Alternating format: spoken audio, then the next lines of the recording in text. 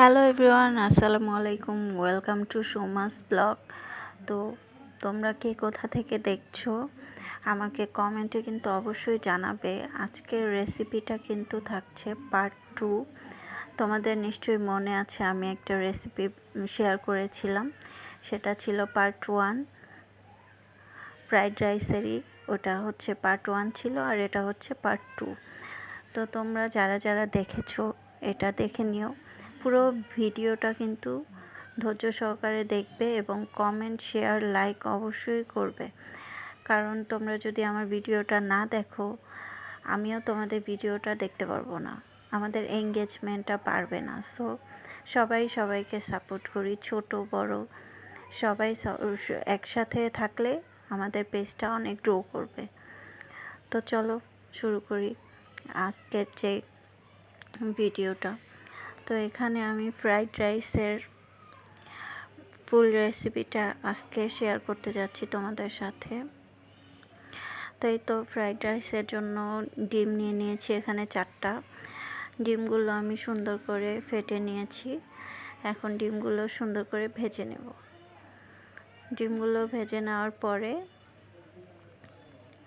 আমি সবজিটাও করে নেব রাইসের জন্য। রাইসের জন্য আমি এখানে গাজর, বরবটি আর পেঁয়াজ কিউব করে কেটে নিয়েছিলাম, আর হচ্ছে মটরশুঁটিও দিয়েছিলাম, আর ক্যাপসিকাম। এই কয়টা জিনিসে আমি রাইসে অ্যাড করব।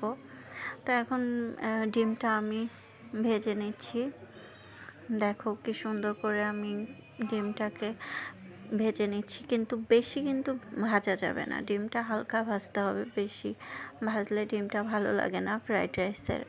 তোমরা চেষ্টা করবে হালকা ভেজে নেওয়ার জন্য, সিদ্ধ টাইপ, বয়েল টাইপের যেমন হয় না ওরকমই।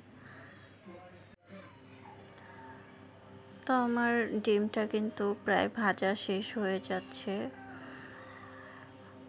ফ্রাইড রাইস কিন্তু বাচ্চা বড় সবারই কিন্তু খুব পছন্দের একটা খাবার। তোমরা প্রায় বাসায় এটা তৈরি করতে পারো। আমি আমার নিজের বাসায় এটা প্রায় রান্না করি, কারণ আমি আমার ঘরের সবাই কিন্তু ফ্রাইড রাইসটা খুব পছন্দ করে, তাই আমি প্রায় এটা বানাই।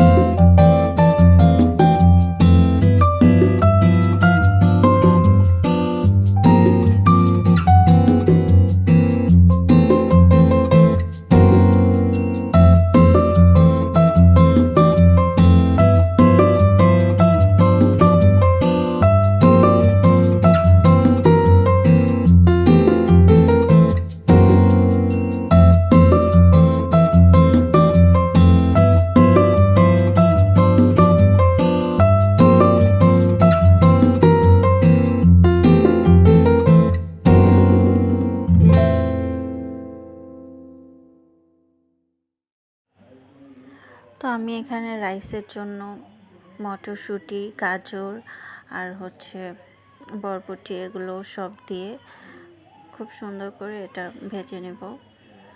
ভেজে নেওয়ার পরে আমি এটা রাইসের সাথে মিলিয়ে দিব।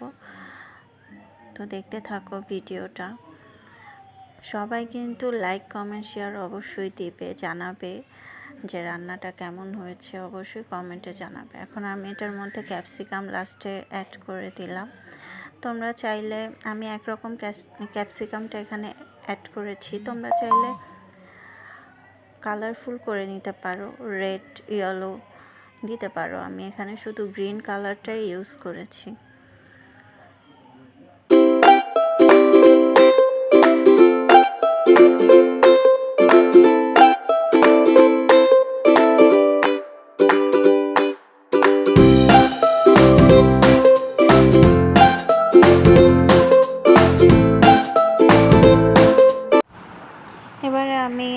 কড়াইতে বাটার নিয়ে নিলাম 1 টেবিল চামচ পরিমাণ। তো বাটারটা দেওয়ার পরে আমি আস্তে আস্তে সবগুলো অ্যাড করব। সবজিটা যে আমি আগে থেকে রান্না করে রেখেছিলাম ওই সবজিটা আমি দিয়ে দিব। এই যে সবজিগুলো আগে থেকে রান্না করে রেখেছিলাম এই সবজিগুলো এখন আমি এখানে দিয়ে দিলাম। এরপরে যে এই ডিমগুলো আমি ভেজে রেখেছিলাম ফ্রাইড রাইসের জন্য ওই ডিমগুলো আমি অ্যাড করে দিব এখানে।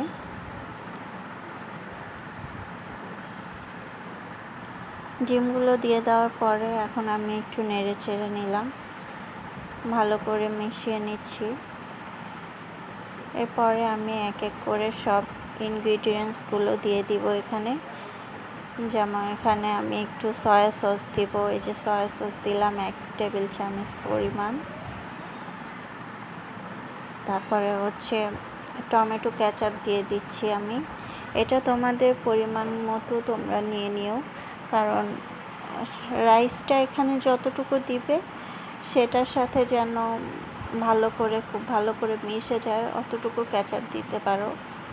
দেন আমি বয়েল করে রাখা রাইসটা আমি পানি একদম ঝরিয়ে নিয়েছিলাম, ওই রাইসটা আমি এখানে অ্যাড করে দিলাম। তারপরে এই তো সব কিছু একসাথে মিশিয়ে নিয়েছি খুব সুন্দর করে ভালোভাবে।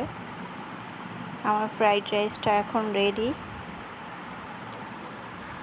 তো এভাবেই তোমরা বাসায় কিন্তু খুব সুন্দর করে সহজে বেশি কিছু সবজি লাগে না, 4-5টা সবজি দিয়েই তোমরা কিন্তু এই ফ্রাইড রাইসটা করে নিতে পারো।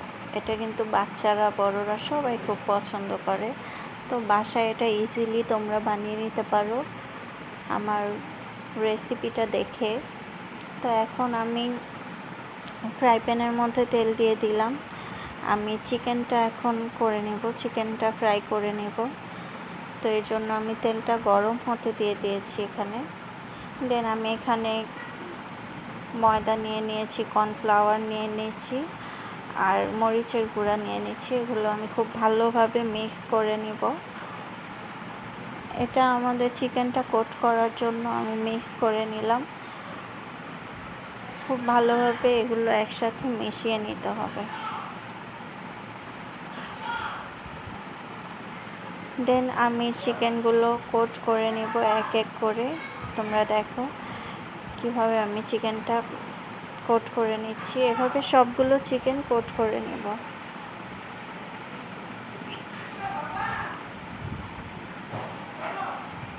আমার চিকেনগুলো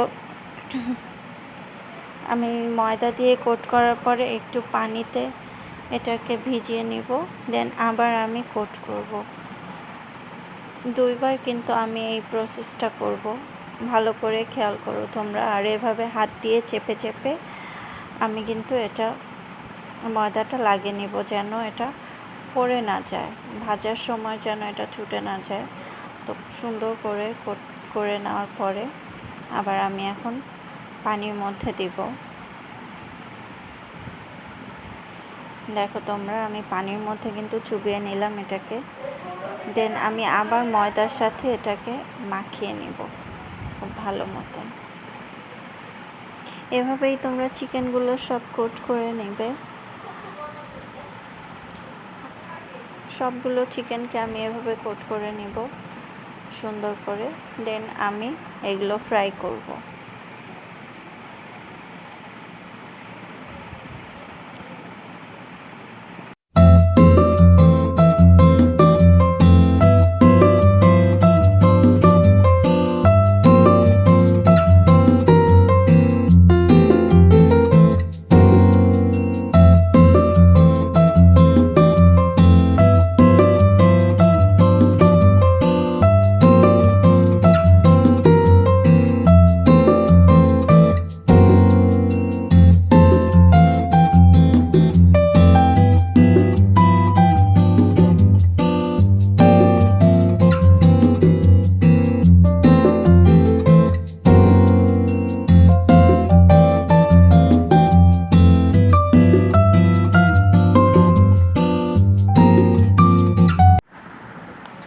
তো বন্ধুরা দেখো আমি এই সবজির ভিডিওটা কিন্তু রিলসে আপলোড করেছিলাম।